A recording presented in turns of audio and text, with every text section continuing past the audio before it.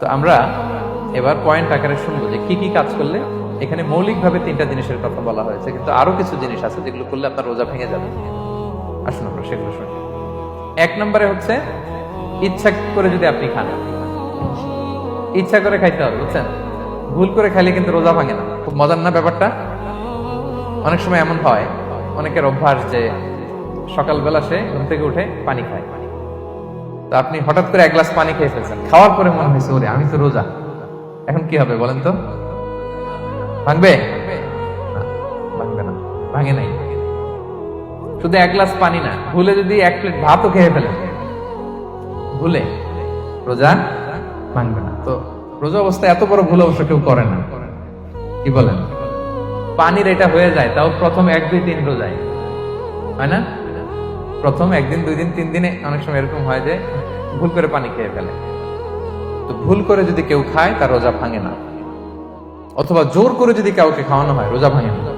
Forcefully খাওয়াইলে ভাঙে না, ইন্টেনশনালি যদি কেউ খায় রোজা ভাঙে না। ক্লিয়ার?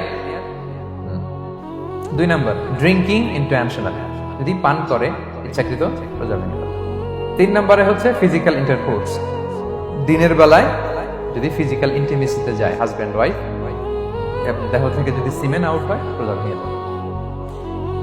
তবে ইচ্ছাকৃত যদি আপনি রোজা ভাঙেন, এটা বড্ড ভয়ঙ্কর প্রিয় ভাইরা, এটা খেয়াল করে মনে রাখবেন যে ইচ্ছা করে রোজা ভাঙার চেয়ে বড় স্পর্ধা আর হতে পারে না। কারণ এই রোজা রাখাটা কি রমাদানে ফরজ। আপনি যদি ফরজ ইচ্ছা করে ভাঙেন, তাহলে শুধু কাজা করলে হবে না, কাফারা দিতে হবে। কি দিতে হবে? তাহলে আমরা জানছি কাজা, আমরা জেনেছি ফিদিয়া, এবার নতুন একটা টার্ম শুনলাম, এটা কি? ইচ্ছা করে রোজা ভাঙলে কাফারা দিতে হবে। এন্ড হোয়াট ইজ কাফারা? কাফারা হচ্ছে টানা 2 মাস রোজা রাখা একটার জন্য। পারবেন?